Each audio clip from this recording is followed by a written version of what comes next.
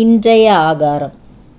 ஆதலால் பாவம் மரணத்துக்கு ஏதுவாக ஆண்டு கொண்டது போல கிருபையானது நம்முடைய கர்த்தராகிய இயேசு கிறிஸ்துவின் மூலமாய் நீதியினாலே நித்திய ஜீவனுக்கு ஏதுவாக ஆண்டு கொண்டது.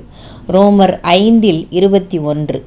So that as sin reigned in death, grace also might reign through righteousness, leading to eternal life through Jesus Christ our Lord. Romans chapter 5 verse 21.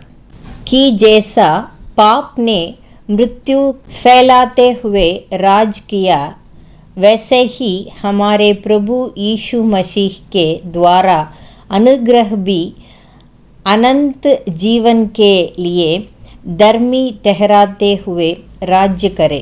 Romeo अध्याय 5 वचन 21. आमेन.